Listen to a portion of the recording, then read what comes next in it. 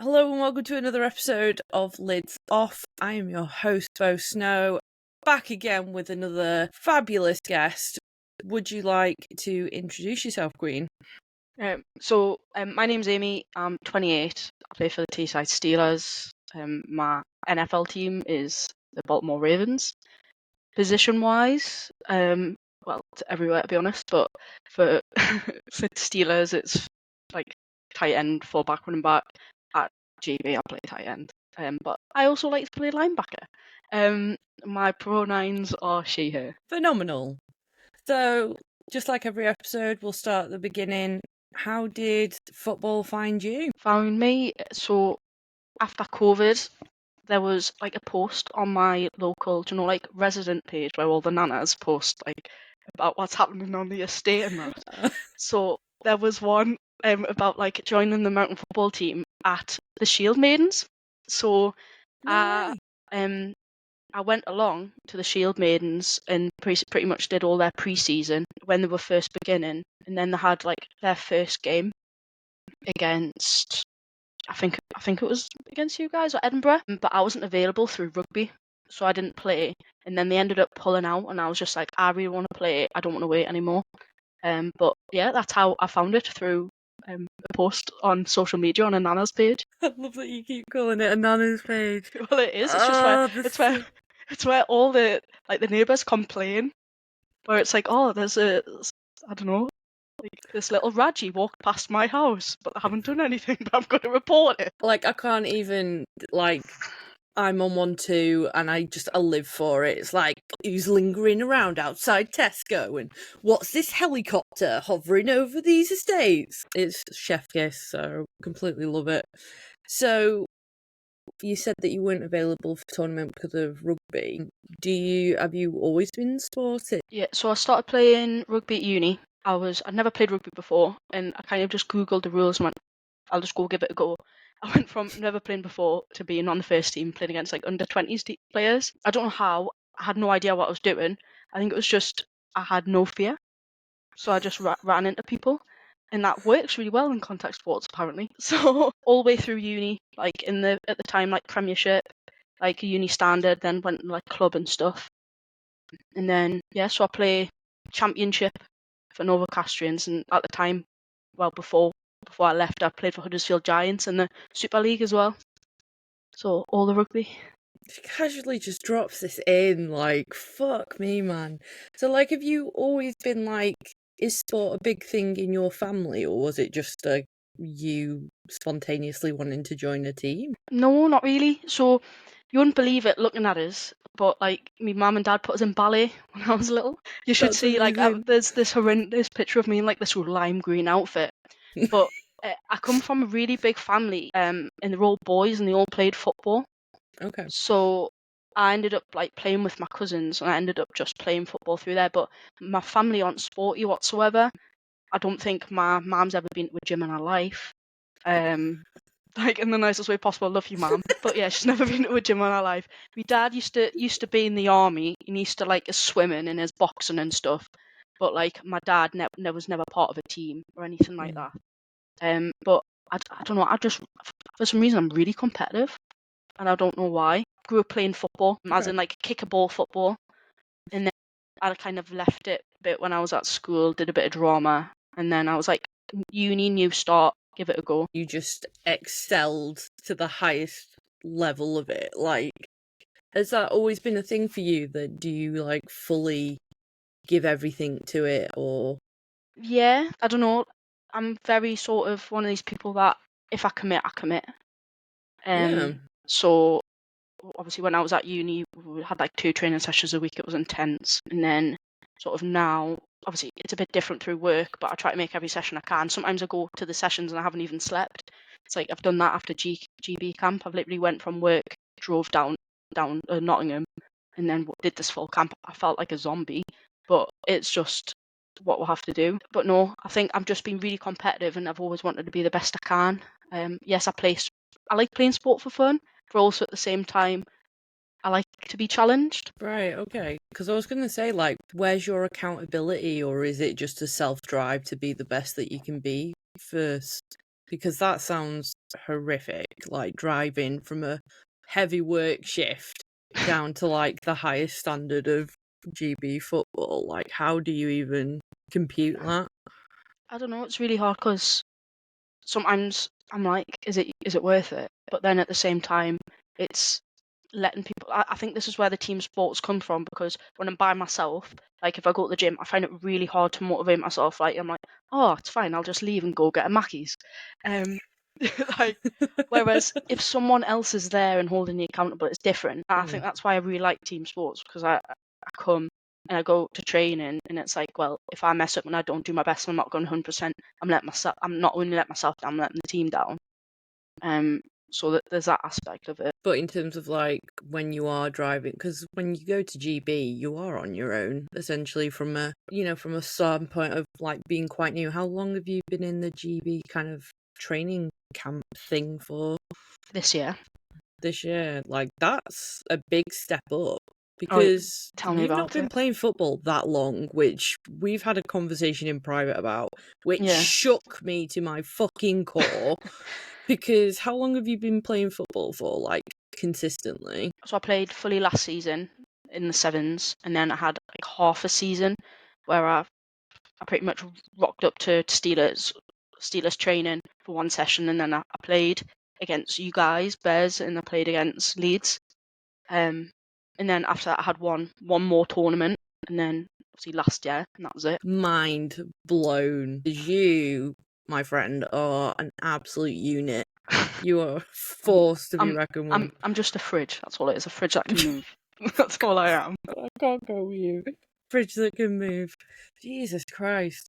So what was it about the Steelers that kind of made you want to like pick it back up again? It's not that I necessarily want to pick it back up yet. Again, if not to sound awful, if the Shield Maidens didn't pull out of that league, Yeah. and would have been playing still, I would have stayed. Yeah. But I had come from a rugby background, and like I needed to learn how to play football by playing football, and there's only so much you can get from training. So when I went and they weren't playing and they were going away, I was like, I just want to play. I'm ready. Before I even played, this is what you talking about, the commitment. I bought my helmet. I bought my pads. I had everything. I had everything ready to play. Before Before I actually played a match, I bought my helmet, my pads. I had everything. I had all the kit. Fuck, that is determined and focused. Like, you were like, Yeah, well, it's either that or it's because I looked, in the nicest way, I looked at the helmets and went, either potentially someone else has wore that and they're sweaty and minging, or potentially, and also your head's really, like, as you know, like, also I hope you're okay, by the way, in your concussion. Like, as you know, your head's really important. And I was just like, knowing my, like, I know how I play. I like running into people, knowing my look. My helmet doesn't quite fit properly, and I hurt myself. So that's why I bought all my kit ready. But I was like, yeah, I'm ready. So the first game I had a black helmet, because that was the colour the Shield Maidens wear. They wear black helmets.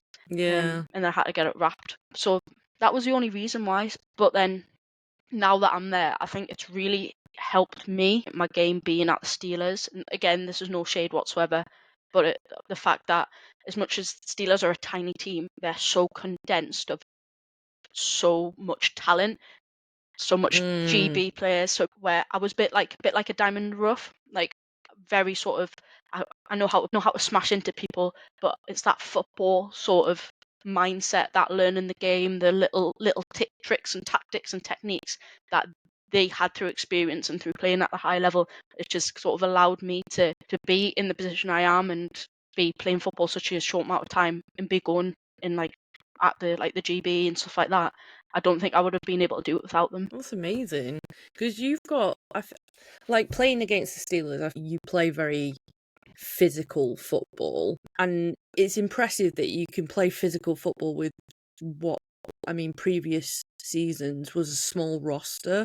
Yeah. Now, going up to nines, you've only amassed even more GB talent to your program from like an already stacked roster. Would you say that the training at Teeside is very geared towards, it's very focused around like specific principles of success and football, or No, which is really ironic. really? Because we go and we have a laugh.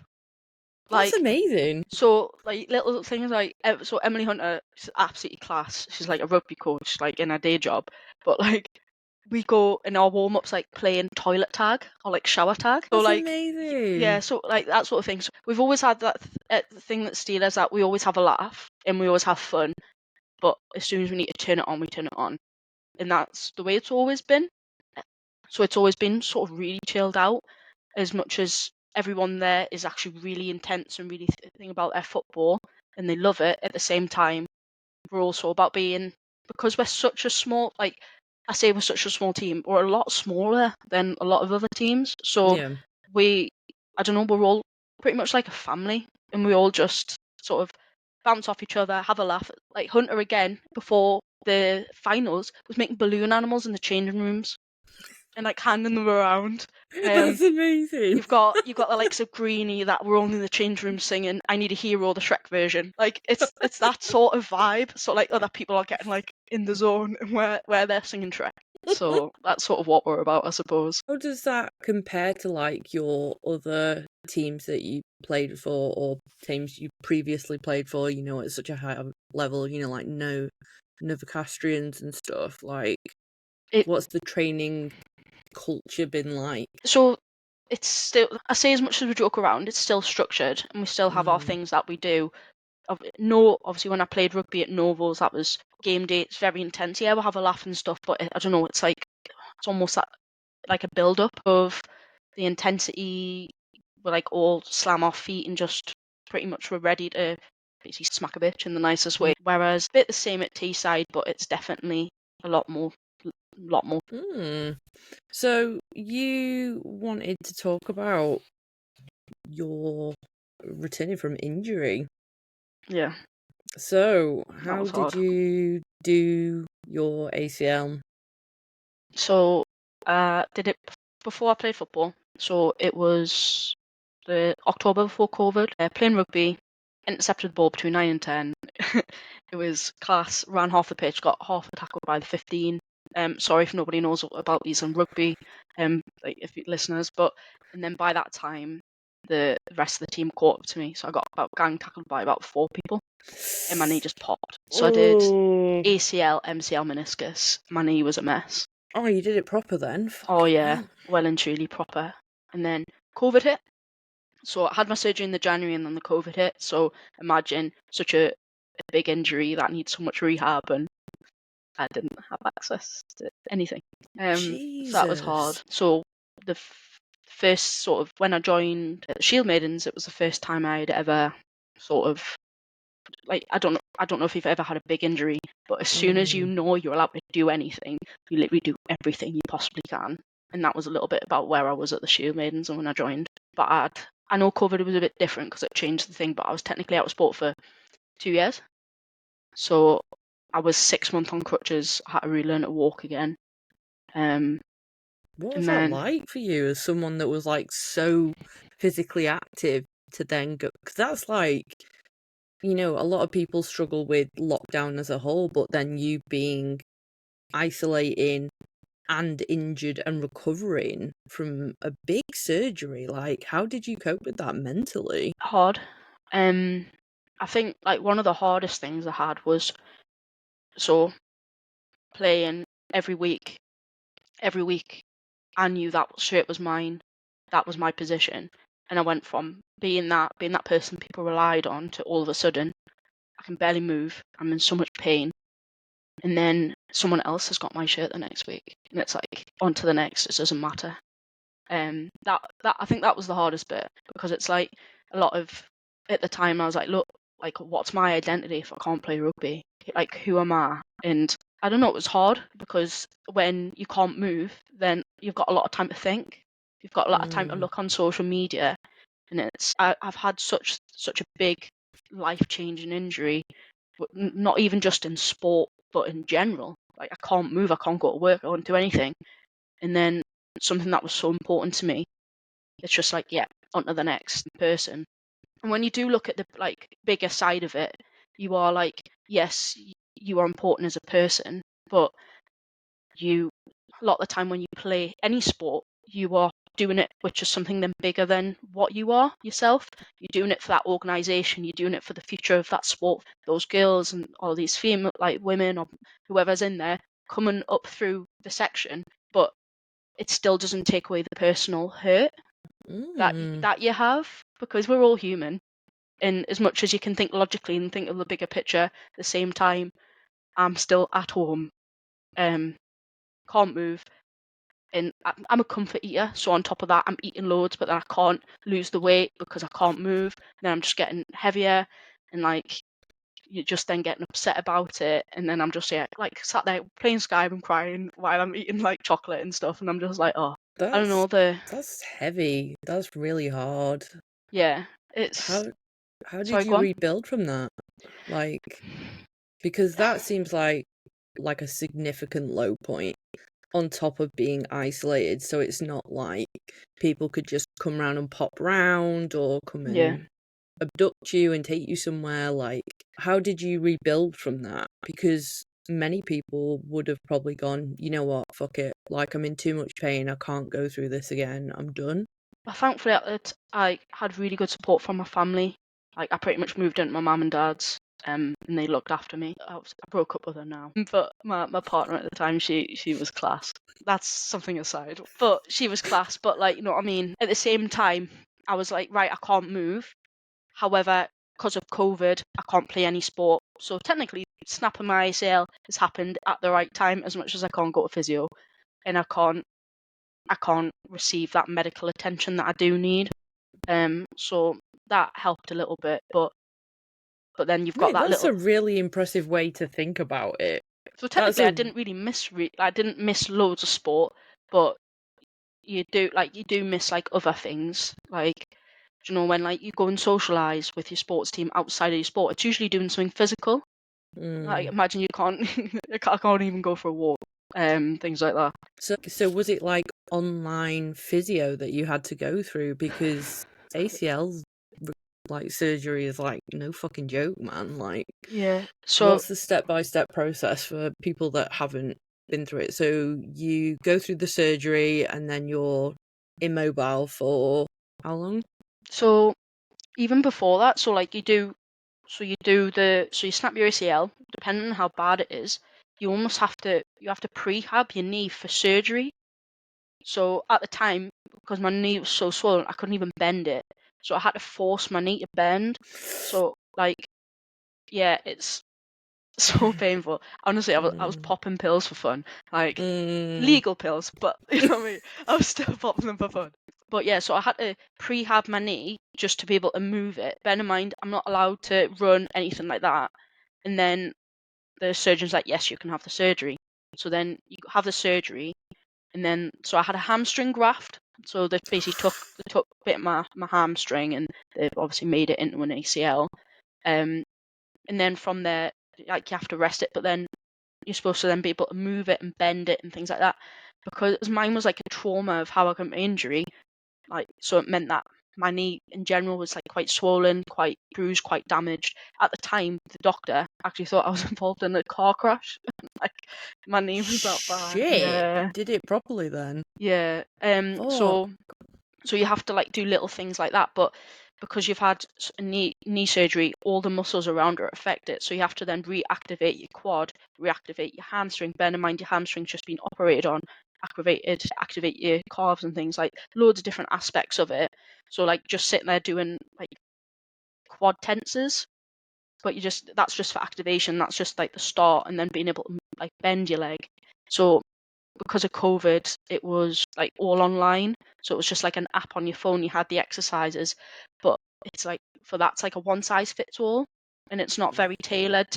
Or because of your injury and the way it is, I'm really struggling to bend my knee in the flexion, and therefore because I'm really struggling with flexion, I can't do this exercise. But I'm supposed to be doing this exercise. What can I do? So you don't actually. So at the time, I didn't actually have access to that. So it took so long to get back.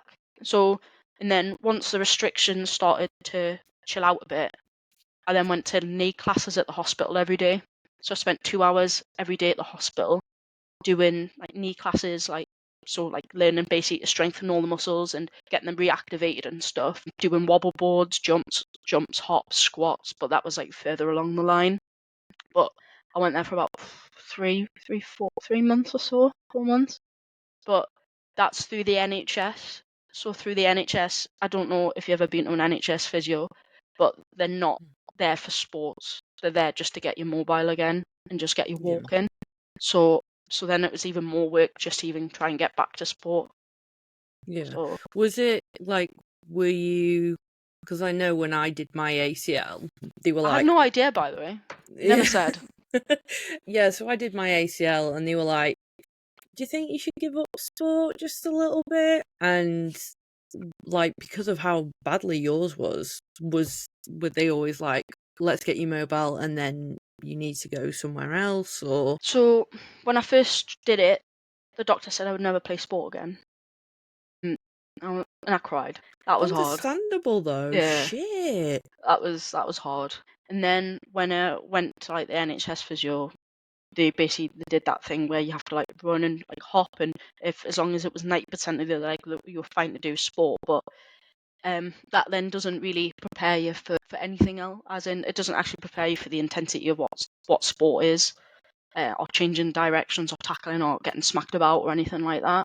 But they never really said I couldn't play sports because technically I ticked a box. But it would have been different maybe if I went to a private sports physio. But Yeah. at the time, obviously I was massively affected through not being able to work and missing work through my knee and taking time off and stuff. And like, it's expensive. We play for fun. Like, I'm not paid. Yeah. So to actually get the treatment I needed, I couldn't afford it, like, all the time. Which is fair. Were you insured at the time? I was actually insured. However, I used the insurance money to buy a house. I mean, smart, like athletically, but also life, adulting, very smart. At the time, though, I didn't know we're going to get hit by COVID. I would like to say this. So I was like, I've got this money. Sounds really good. We'll buy a house. We'll put it down as a house deposit. And so I bought a house, and then COVID hit, and I was like, oh dear. So yeah. But I owned a house at 22, so I'll take it. It just cost you your knee, Yeah. I just Worth paid for it? my sins. Fuck. So, was there anything that you did like yourself to kind of fill that gap where you should have had a sports video? Were you like YouTubing or tapping up people that you knew? So yeah, I did message people that I knew. I did just basically, you do YouTube and Google stuff, but it's hard because then it's like, my knee hurts. Why is this? Should I actually be doing this? But then by the time we were allowed back out in COVID and stuff, ended up going to the rugby physio, and they massively helped. That's amazing. So, and then I was able to sort of obviously play rugby again, but they obviously had a look and just made sure I was all right. Because as I said, like, I was ready. As soon as I was ready to play, I was like, yes, let's go do everything. And they were like, no, you need to just chill out a little bit and just make sure you don't die. Was there not a little bit of you that was scared when you got your first game time again, that you were like, or even scrim, that you were like, ugh, I might die? A little bit. So I remember I played like one of the first rugby games, and I was like, I'm bricking it. And then, I don't know, it's like riding a bike. I just took the ball in, and then I was like, ran it through, didn't die, and I went, this is absolutely fine. I think one of the hardest things was returning to the pitch that I snapped my ACL on. That was really hard. Before I went and I played, I walked around the pitch and things like that, and because it was just like, last time I was here, it was like a life-changing moment. But after that, I was like, right, you've had your moment. I was like, warming up. Come on, let's go. And then we won it. Did you kind of communicate to the people around you that was like an anxiety for you? I did, yeah. I did, when obviously I went and I told them what I was doing, asked if I was all right, if they needed anything. But I'm also at the same time, if I'm anxious, it's not that I don't want people to know that I'm anxious, but I don't like attention put on the fact that I'm anxious, because it makes me even more anxious. Okay. I don't know why. It's just sometimes I just don't like attention. I just like to be left to like thingy, because the more someone makes a big deal of it, the more it gets bigger in my head. It's not actually like, and when you feel anxious about it, you want that thing to be as small as possible rather than as big as possible. For me anyway, personally.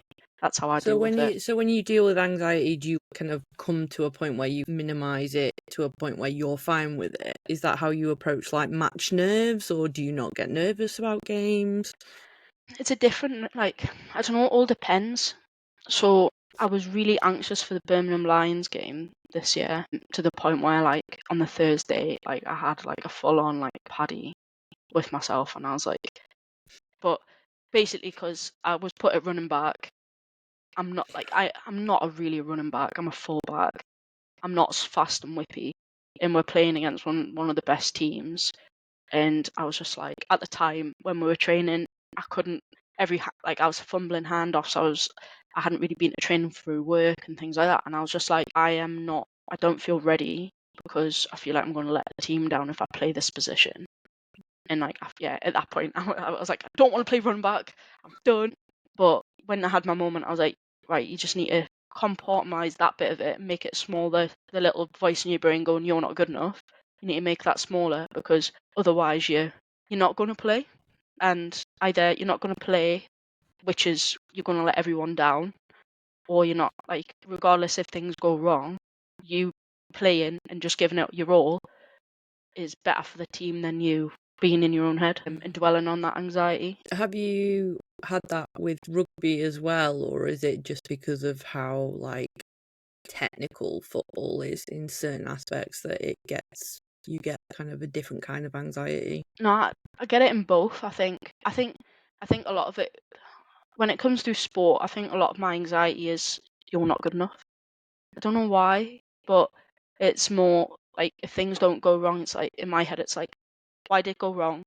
I think you were talking about was it Cleo, about being very self-critical. That is me. That is me. I am so self-critical that, and everything has to go 100% right. And if it doesn't, it's like I'm like the worst, like not the worst person ever, but like I'm such a failure.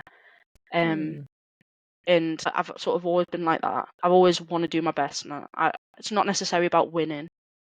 I want to do the best that I can, and if I feel like I'm not, or I'm not doing what I'm supposed to do, or I'm not hitting that block, or I've done completely the wrong thing, I'm in my head, I'm like, why am I being shy? Like, you're so much better than that. Do you kind of have very clear goals and targets when you start a game or a season that you're like, this is the standard, and then that's when you start being like, okay, I have these expectations of myself and I'm not hitting them? Or is it like just game to game and you're just like looking for things that you fuck up on? Yeah, I just look at it game to game. Yeah, Because especially with the way Steelers are, I don't know. Sometimes I don't even know where I'm playing until like the week or so beforehand. So then I can't really be like, oh, my expectation this season is to do this, but actually I'm not actually ever going to be. I'm not in that position at the moment. So, fair. but yeah, I don't know, when I like set a game, it's just like it's all position dependent. So if I'm at running back, it's getting the yards, or it's making sure I'm not driven backwards, or pancaking someone, or getting that handoff, or things like that. If I'm more of a tight end position, it's about blocking. It's about making sure I get those catches, or I'm in space, or basically anything that I can do to help the team win. And Yeah. if I can do that, that that's a tick in the box for me. If the play gets blown up and it's because I've fucked up, because I've missed my block, I'm automatically like, right, I fucked up there. How can I Are you quite reactive to kind of next play goldfish, or can you kind of get in your head a little bit? I can sometimes. Yeah. We nearly lost. I think we played Kent, you know, in it was the semi-final before the final. Yes. Yeah, we Last nearly. year. Yeah, that was such a close game, and I got so in my head that game, because for some reason, I just couldn't block this lass. She just kept on stepping back around us, and I was just getting so frustrated. And then I was just like, why is this not thinking? It turned out it was because I was just trying to bull rush her, and she was just stepping around me. So as soon as I realised, but it took me a little while, because I was just so like, there's so much pressure. We need to win this game, and Mm. this is the reason that we're not. And and then when I finally managed to block her properly, we scored a touchdown and won. So I was like, yeah. But that's amazing though. Yeah. Like, honestly, Amy, and I'm not saying this like lightly, I am genuinely in awe of you. Like, genuinely, I'm not like, you are so mentally resilient for someone that is so like, I can tell you're so harsh on yourself. Look what you've achieved. Like, No, you are I get it. fucking sensational, seriously. Like, you are playing sport at such a high level, and it's never, like, nothing that's come out of your mouth has been because you want it to be self-serving. Like, you play sport because you want to raise everyone up around you. Yeah. That's, like, such an incredible kind of motivation to have. I think we're all a team. We're all there to help out each other. It's like I always go to Thomas like RQB. Like, is there anything I can do to help you? Like, is there anything I can do better? You know what I mean? Because we're all. Is there anything I can do to make your life easier? But that's the way it should be. But we all, I don't know, like we all have a role, and if I execute my role right and you execute your role right, then it should be beautiful. We'll make this little masterpiece and we'll score yards. But you know what I mean? Like, but that's the way it should be. I don't think I'd be where I am without my team, and I think that's probably why I do what I do. And that's why I turn up, because obviously we want to be there for each other, but we also want to be there for the sport.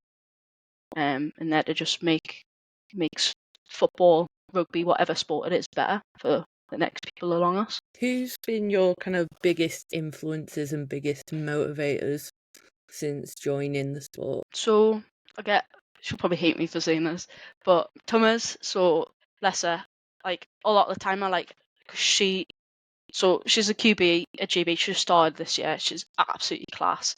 I have a lot of time for Thomas, but her knowledge for football is amazing. So she knows. I don't know. She's like the mecca. She's like the guru for me. I send her and I'm like, what do I do? What have I done wrong? And she's always like hyping me up. So especially when I'm having these moments going, why am I shit? She's like, no, Amy, you're doing really, really well. You're doing this, you're doing that. But even when we're at training, she helps me out a lot and coaches me loads and stuff. Now that I'm kind of getting a bit more knowledge, I am sort of bouncing, like not bouncing off her more, but like I'm no longer like, please give me all the answers. Well, you know what I mean? Because she also has a lot on her shoulders. Especially she's in a new position trying to learn QP, such a big position anyway. Never mind trying to do it at GB standard. So she's doing that. But obviously the coaches at Steelers are amazing, like Ben and Bo, Mikey. They're good. And we could like message them and like I talk like we chat like talk about like I just message them being like, what happens if the linebacker blitzes? What would you like me to do and things like that. So they have a big influence. Tony plays D line again. She's massive influence. Jackie Duncan, she's a massive influence as well. It's because as much as one way to describe the Steelers is, yes, we have coaches, but we also, because of the experience from these players, we also have like mini coaches within the coaches, and we almost coach ourselves. So they have sort of had like quite a big influence on me and playing, and sort of bring me up and like pushing me, especially GB. I was ready to quit the other day, but like What? yeah, What? yeah. Like, what Like happened last there? camp, I was ready to quit. What happened there? If you're okay with talking about it, was it just the stresses of GB or? Yeah, stress of GB. So me and Anna both are. So Anna plays for Leeds. Okay. We are both rookie tight ends. I've never played tight end before. Before going to GB, she had a bit at Leeds playing nines, but she hasn't played very long. But we both got selected as like travelling reserves for Spain because they decided not to take any tight ends. So we had a bit of time away from camp, and I had time away because I was at work and stuff like that. And last camp I went to, do you know when you think you know a playbook but you don't actually know a playbook? So I went to camp and they like Anna was getting all the reps, which is fine because she's absolutely class and I love her bits. And me and Anna have like this. We talk all the time. She's like my tight end wife, and I love honestly. but she was getting all the reps. And then when I was there, I was just like, what on earth am I doing? I don't know what I'm doing. And then, and then I just kept on messing up. And then I just kept on going in my own head. And it was just a cycle of, I don't know what I'm doing. I'm messing up. I don't know what I'm doing. I'm messing up. I don't know what I'm doing. I'm messing up. And then all the reps were going to Anna because I kept on messing up. Well, in my head, that was how it was working. And then I just came away from camp going, I'm not good enough. This is rubbish. It's such a long way to go, a lot of time. I'm taking time off work to be there. I'm not actually helping this team. I'm being a detriment to this team, and I don't want to waste anyone's time. So I spoke about it to Anna and Thomas and Jackie and Hunter and stuff because we were in the car, and then I rang Lawrence, the coach, and I was like, I'm not gonna lie, I'm thinking about quitting. And he was like, what do you mean? He was like, camp wasn't that bad. Yes, you need to learn these things, but you wouldn't be there if you weren't good enough to be there. And yes, you were rusty, but there's things we can work on. You even admitted to yourself you didn't feel great about the playbook. And I was like, yes, I know. And he was like, it's not the right time to quit now. And he was like, if you're gonna if you quit now, it's premature.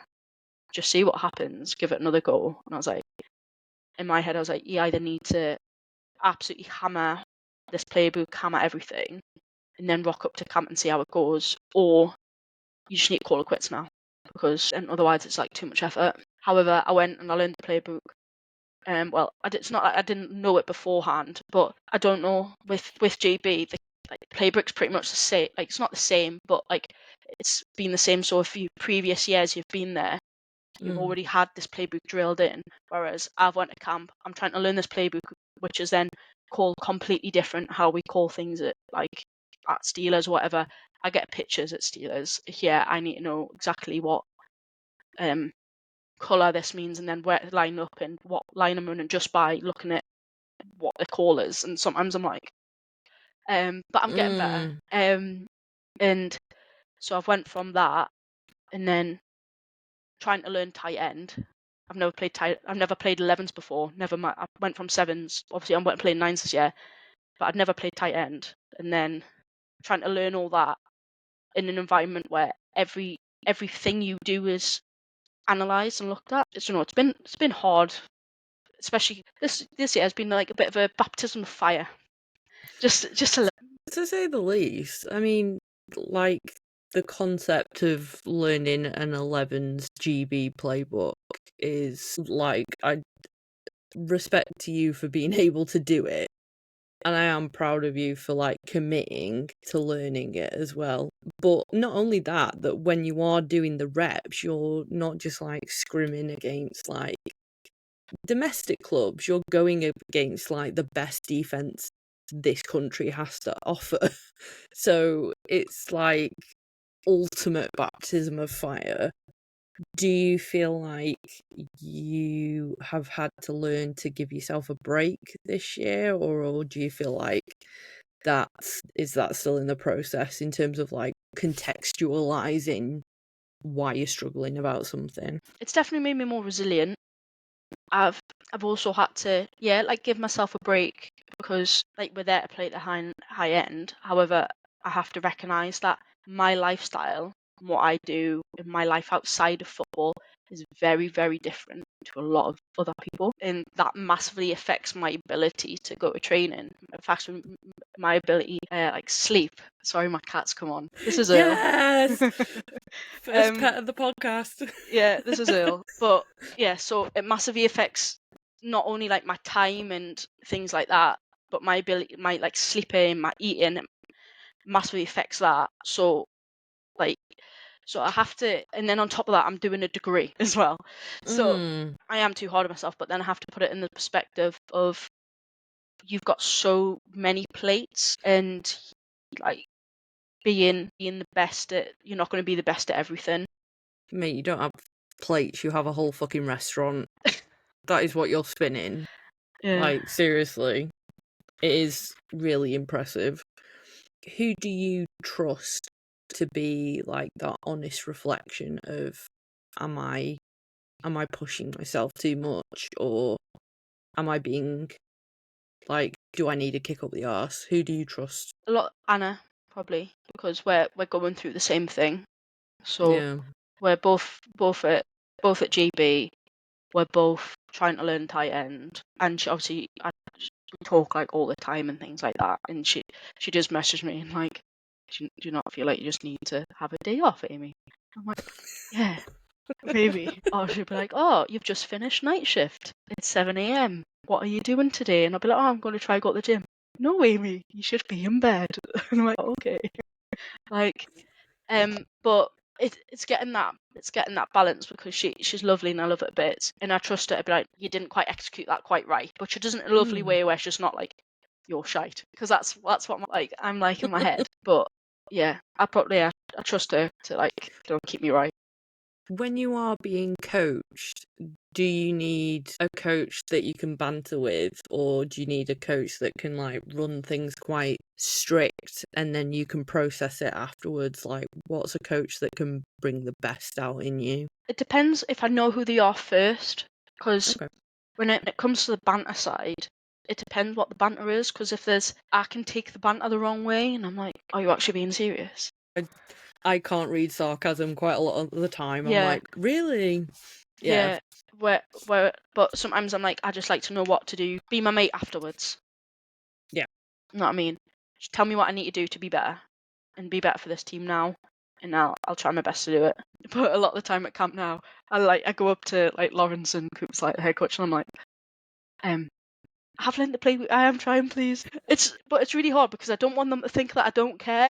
Oh, mate, you're such like a high functioning, Oh, I'm not. anxious person. I'm not. Like, I'm not. you really are though. Like, how can you not say that you are not high functioning? Like, you are doing everything all the time, but you are doing it to such a high execution. Well, you say this, you haven't seen any of my tapes. Mate, I played against you. You've knocked 7 bells of shit out of me and my wife. We Sorry. can verify.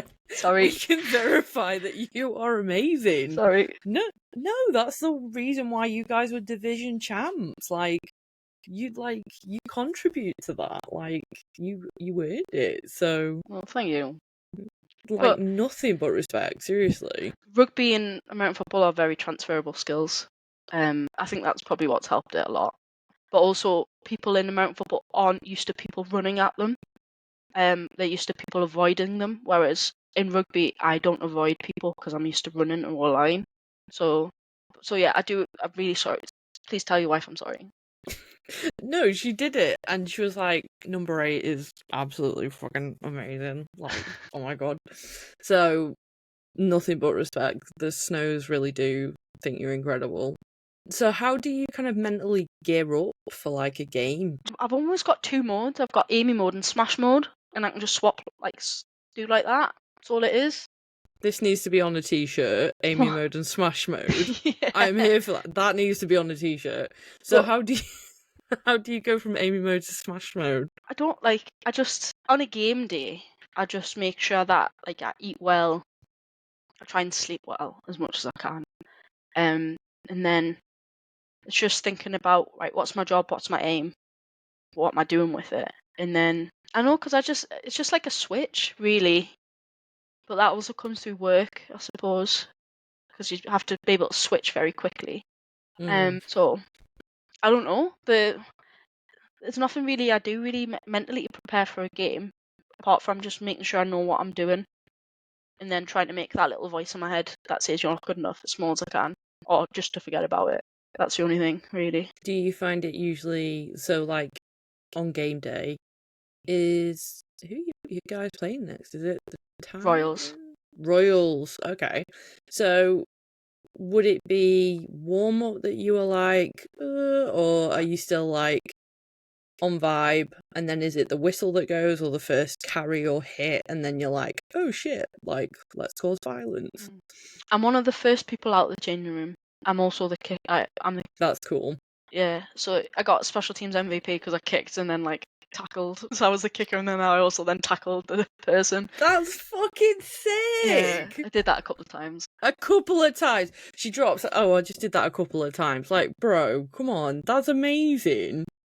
It's just rugby. Like, I see it as just rugby. Like, because that's all it is. You just run up as a line and just tackle someone. All it is. But yeah, the hardest thing is like people can block, and I'm like, why are you touching me? Oh, you're allowed to. You've not got a ball. Get your hands off Yeah, me. it's like, you know, like Voldemort, I can touch you now. I'm like, what? Excellent reference. But so when we're there, I think when we do the call out and like they say your number and your name and we'll clap and like they all form a line and we all sort of do a tunnel and thingy sound. I think that's that time when I get hyped up and I'm like, right, let's go. I'm ready to absolutely smash someone. But I think it's also the mentality of when I play. I think with how I play, I have to have that mentality because when I look at someone, I look at them like a competition. It's I'm going to run through you. I'm going to beat you. If I don't, I'm going to make as in if I don't get past you and you tackle me, I'm going to make it as hard as I can to either get yards or to make you not want to touch me again. But I do that with everyone that I like I face as a defender. But that's how I have to play because otherwise, if I don't sort of run at someone with that sort of intensity, then I'm going to get moved backwards or I'm going to get hurt or injured or just I'm not going to be able to truck someone or pancake them. I love how you smile every time you say pancake. Like, I you know, love it so much. in my head, it's because I've got, Pancake Robot. Have you heard that song? Yes. I've got that in my head every time I say pancake. I can tell me and you have very similar references. I'm a big fan of this. Long may this friendship continue. It's because of is it Quentin Nelson? They did like an NFL did a video and he got voted like top whatever, and his highlight reel was the background sound was Pancake Robot. And that's how I know it. Oh God, are you going to be watching Netflix Receiver? I looked at that. Yes, it looks really good. Yes, Justin we just Jefferson, started it. he's class. He's something else. I'm a big fan of what's his name? 49ers tight end. Kittle. Yes, big fan of him. Yeah, he doesn't take himself too seriously, but he takes the game quite like. Yeah, he's a vibe, isn't he? He's like such a family man. But then yeah, it's like so like I don't know, you feel like he's like almost two people. You've got the chill and then you've got the smash, like very intense receiver. He's a good player here. Well, of course he's good. He's got like a 99 Madden rating or something like that, hasn't he? Do you play Madden? I do. Have you bought the new college football game? I haven't bought the new one yet. I'm very excited. You've got a week. We should play. You should beat me, definitely. To be honest, a lot of my Madden is me making a player and playing as that player. Do you play Superstar, Face of the Franchise? Yeah. I fucking love that so much. I do.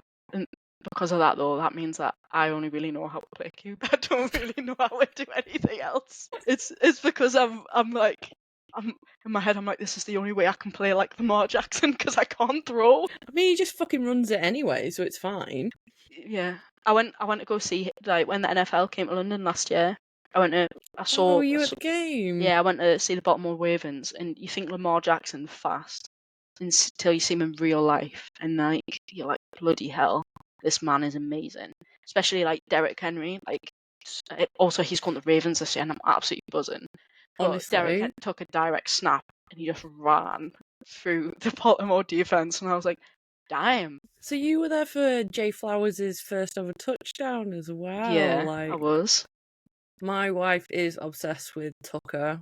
Like, she loves him. She loves how much of a shitbag he is. What made you choose the Ravens out of everyone? I really liked Lamar Jackson. I just liked his play style. But I think when I first went to Shield Games, like pick a team, at the time I liked players. So I didn't, as in, I followed particular players that I like.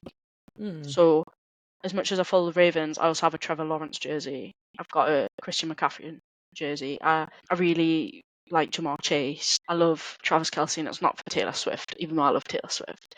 But I love Travis Kelce, and I don't know. I think for me, I appreciate football rather than like when people are like, I'm a diehard thing.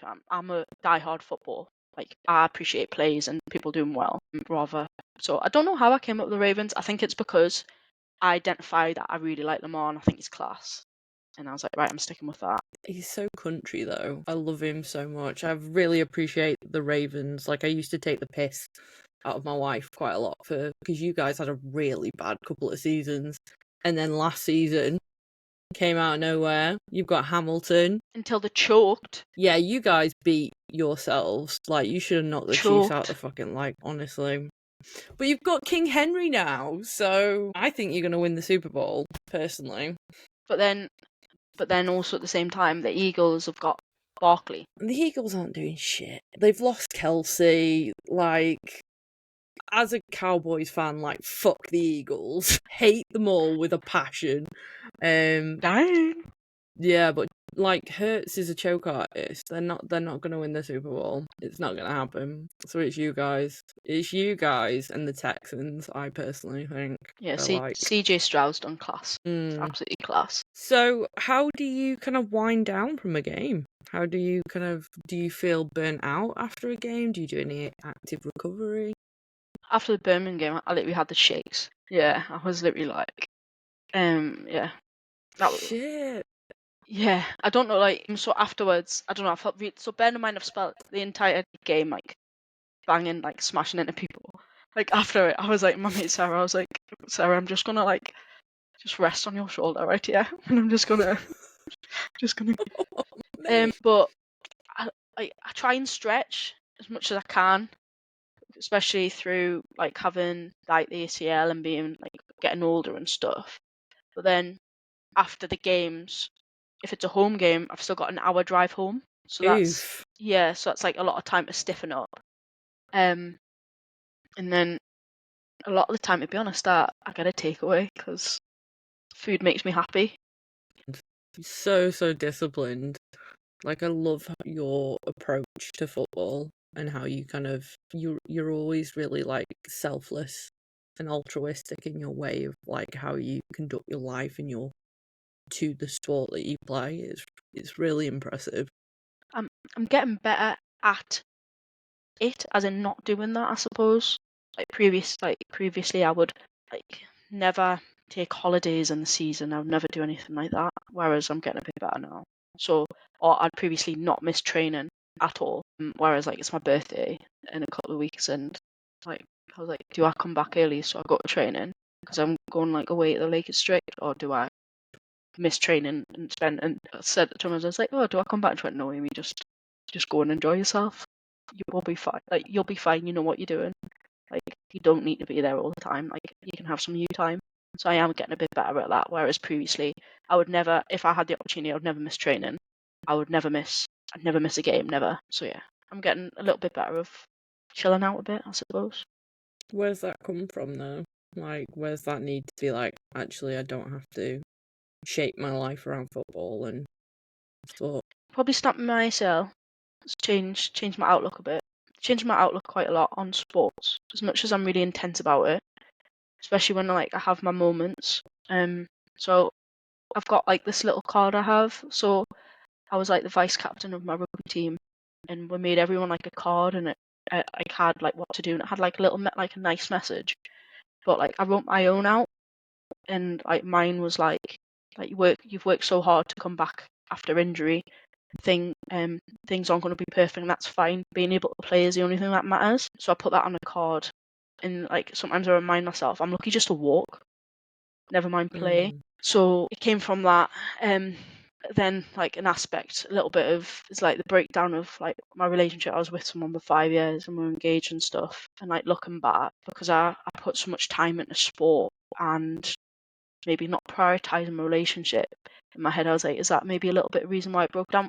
Like, it broke down anyway, regardless.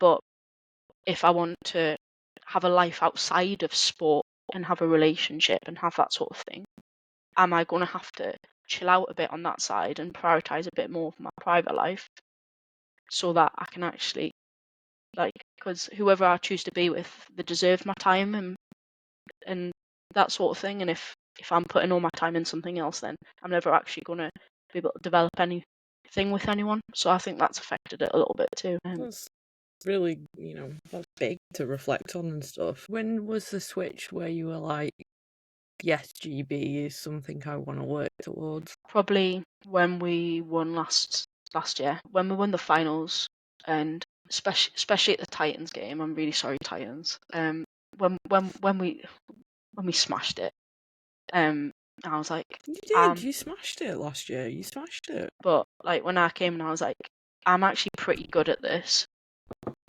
And then I got told by Thomas afterwards that the GB head coach asked like who I was, and I was like, okay, right. But then I knew going into that like high pressure environment, if I wanted to do it, I needed to do it 100%, because like I'm going to be surrounded by women that have put their like lives towards football, and they're the best of the best, and like I need to learn how to play. I can't rely on my natural ability to run into people anymore. I need to actually be able to know what I'm doing in the technical side of it, because otherwise I'm just gonna get embarrassed. Really, I'm just gonna get shown up. So that's probably the turning bit of it. What advice would you give to rookie you? Rookie me, pick a position. That's a hard one, isn't it?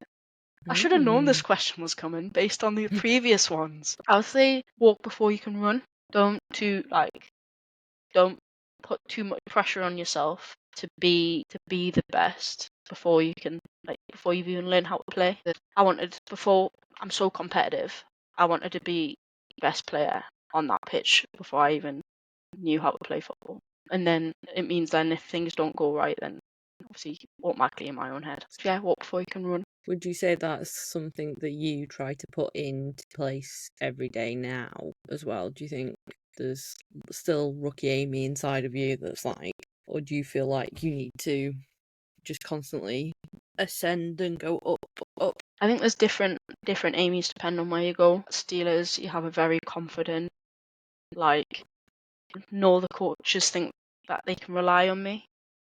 They know that I can do a job, I can fit wherever. Not well thought of, but they know that I can, if they put me somewhere, I can do all right. Whereas when I'm at GB, they don't. I don't think it's not like they don't necessarily see that, but there's so many good people. I'm now a smaller fish in this pond, and they automatically don't go, all right, we'll put Amie in. I have to fight for that, and so I've got so much confidence at Steelers, whereas outside of Steelers, I'm very much walk before you can run, because I'm trying to move myself up the ranks. I'm not that veteran. I haven't proved myself yet. I haven't shown what I can do. There's been glimpses, but I don't. In my head, I don't have their full trust. And obviously, trust has to be earned. I've earned it at Steelers. I haven't earned it there yet. I like that you refer to it as kind of earning the trust of the team. I like that. I guess that's got to be really good that when you come from like a hard training session, and I know you've got the support of your tight end wife, but like coming back to the Teeside, like, would you say it's like a safe space where you're still being pushed, but you're around people that you trust, and is a safe space for you to kind of train? Would you say that's fair? No, yeah. I definitely think it's a safe space. I think, I don't know, I automatically relax. I suppose it's because, yes, we're all there. Like, if you mess up, you mess up, but nothing. I don't feel like I'm being analysed. Yes. I don't feel that like I'm like an animal in the zoo being watched. It's more, you're more there to play like football for fun. Whereas sometimes especially they say we're all there to play for fun, but when you're playing at that intensity, yeah, we're there for fun, but like it's so competitive and it's stressful. Whereas if I drop a ball at Steeler training, it doesn't matter. If I drop it at GB, in my head I'm like, am I getting cut? How do you kind of cope with that stress? Because I know, like you said before, about when you did your ACL, you were training every week and that was your guaranteed shirt for rugby. Like, do you feel like that you're reliving that stress almost at GB? Or do you feel like you've grown to a point where you can see it in a different way? A bit, yeah. especially I did when it was time for get selected for Spain. I really felt that pressure. When I didn't get selected for Spain, I was obviously upset about it. And then they decided they weren't going to take tight ends, like unless I made some like magic that, like, you know what I mean? That all of a sudden I just turned into like superhuman and then just ran, like took out all 11 players. I don't think I would have been selected, but you know what I mean. But I don't know, like, so like I've spoken to many people, and some people are like, when I go to GB, like if I get selected, I'm selected, but I see it as an experience of playing with different people, getting coached, and that sort of thing. And I sometimes have to look at it at that side as well. That regardless if I get picked or not, I'm getting that experience to be a better player. Like I was running O-line drills like this weekend. Never played O-line before in my life. Like That's terrifying. yeah. And yeah, that was like on the showcase where they had all the coaches there, and I was playing like O-line, doing these O-line drills. But I wouldn't have got that experience because I don't really like do O-line at Steelers, so I'd never have got that there. And I've learned from GB, I've learned a lot, which I've then been able to take to Steelers and input in, which has massively improved my game.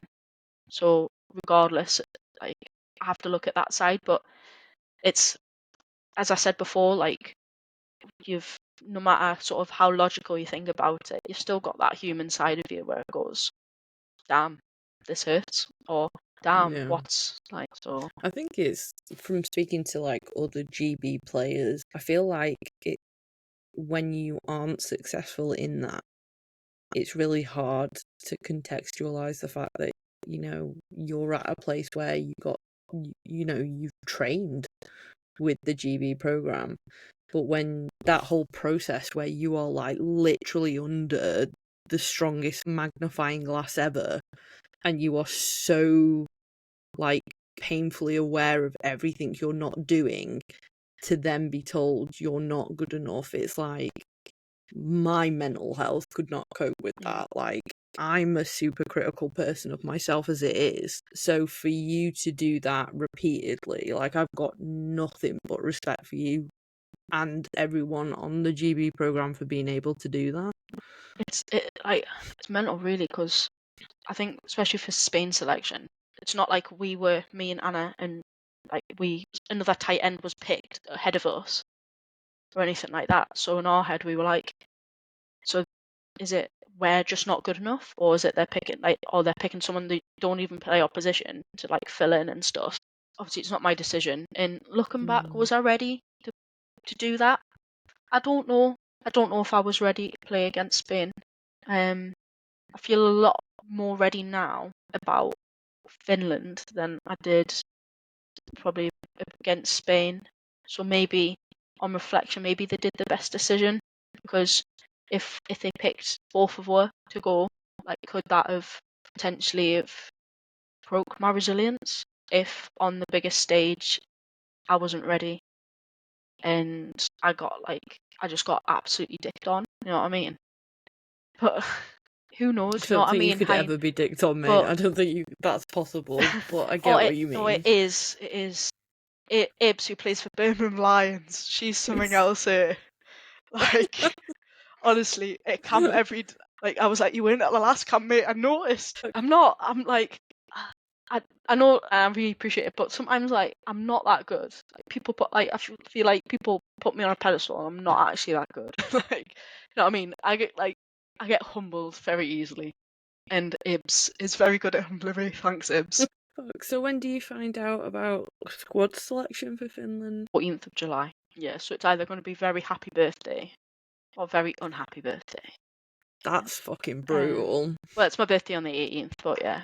But I don't know. I'm just going to see what happens. And as I've said to Anna, is regardless what happens, I want at least one of us to be selected, because I think that thing is to the hard work. And if anyone's going to be selected, I want it to be Anna, because she's absolutely class. And we'll be sort of we're always our biggest, like, each other's biggest supporters.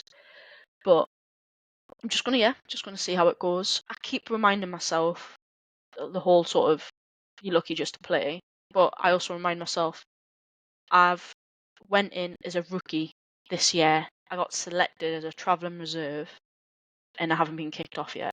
And there's been women there who've been playing football for years, and they're not in the squad, or they didn't get in. So I'm lucky just to be there. You know what I mean? And I'm lucky that they keep inviting me back, and they haven't told me to fuck off yet. You know what I mean? I think they should take. I think, as someone that watched the Spain game, I think, with my very limited knowledge of football, I think the choice not to take tight ends affected the team. Obviously, there was multiple factors for why we didn't get the result we wanted, but I'm hoping they take tight ends this time. Pray for Amie. I'm praying. Thanks. I've bought tickets, so Oh, I'm already gonna go, of yes. course. So I'm hoping that I get to see you don the white jersey, because that would be fucking sick. Actually, I'm hoping not just if I'm going to get on, it'll be for special teams. Because I love kickoff. I love running and tackling people. So even if I just get on for special teams, I'll be happy lass. But we'll see. Do you do special teams as well at camp as well? Yeah. So you have to you obviously got your offense and your defense, and then you've got your special teams, and then you've got a depth chart for special teams, and then obviously it all depends on your position, because in the nicest way possible, they're not gonna have an O-line as a gunner on a kickoff, like, but they'll be working more as a blocker on like field goals or blocker on like punts and things like that. They'll like some people, obviously people play offense or defense, or like some people play more special teams and get less reps on offense or defense or whatever. So, but we'll see. Well, fingers crossed. I'm manifesting everything. Fingers crossed. You've worked hard. I'm manifesting it. But well, either way, it's always next year. It's always next year. That's perfect. You're gonna get it. It's gonna happen. Yeah. I just know shit like this. It's gonna happen. We'll see. But after Spain, I'm just taking it as it comes. You know what I mean? I said this to like the coach. Like, if we don't get picked, we don't get picked. I want this team to be as good as it can be. I want us to excel as much as we can. And if my jigsaw piece doesn't quite fit quite yet, or it doesn't quite fit into what you want, then that's fine. Because being the best that we can, all that matters really, especially at that level. So yeah. I think if it doesn't hurt, then you're not supposed to be on the team. You know what I mean? No, I know. That's what makes the difference. But I've got positive vibes, and I know for sure, like, even if it's not for Finland, I know you're gonna make the squad. It's just gonna happen, mate. You're a force to be reckoned with. Thanks. And you've got, like, to quote Cleo, you've got proper fire in you, like, genuinely. Like, you can just tell, and it's so contagious. She calls it a fire, and I call it in my head. I just I run at you like I'm gonna like knock you out. That's how I do it. Like that's how the North does it. Yeah, this is how the Geordie does it. Gonna go rag on you. I love how you refer to yourself as like being from the North, and I was sat there going, "You're not from the North." Yeah, I know. You're a fucking Southerner. Like, yeah, you're true North. Are you playing the next game? As in, or will you be like through concussion protocol for the next one? Yes. Fingers crossed. Yeah. It was a good catch, absolutely. by the way. I watched the game, and I'm sorry you got concussed. Oh, it was gonna happen. But yeah. Thank you very much. So, have you got any leaving sentiments for your adoring fans? My adoring fans, end... like one fan. Your tight end wife. Oh yeah, the Steelers. I'll have to message Anna and be like, "Hi Anna, I mentioned you a lot. I love you lots." Nope. Just thanks for having us. Thanks for like I popped up and I was like, "Hi, I don't mind talking about my ACL. Please have me." But yeah, thanks for putting up with my just the absolute shite that's come out of my mouth. But I don't know. We're all here because and that's why I messaged, because we're all here because we love football and we all want to it to be better, and we all want to be better for each other. And as much as we might play against each other, and I'm going to absolutely smash you into next week, we're all friends at the end of it. And coming into the football community when I first started, and I'm starting to know people, I'm getting that vibe more, with people. Hopefully, I hope people don't think that I'm an absolute I know that you've got football Amie and regular Amie, and people don't think I'm the same as what I am on the pitch, because on the pitch I'm awful. But but that's the thing. We're all like, as much as I was saying, like, we want to smash into each other. We're all here to bring each other up. You know what I mean? We're all here to look after each other, and that's the purpose of it. It's like, regardless if playing your local team or internationally, you know what I mean? We all should be bringing each other up and looking after each other. So that's it, really. Amazing. I have nothing but respect for you, like, proper fanboy. Genuinely, I'm not shitting you, mate. So you're my Big one fan, yay! Yes, it's me. It's me behind your tight end wife and all the Steelers, and it's me going woohoo, woohoo. Oh, thank you. No, like, you're gonna go so fucking far, and I really respect how you approach the game and how you execute it as well. And this whole interview is just case in point of why you belong in GB, because you are a role model for the pinnacle of sport. And I think you're incredible. Big fan. And I know you're only going to go higher and higher, genuinely. So yeah, got you in your feels, haven't I? Yes, swarmy feels. Oh my god, Good. what is this? So, I've been Bo Snow. I've been Amie. And this has been Lids Off. Bye!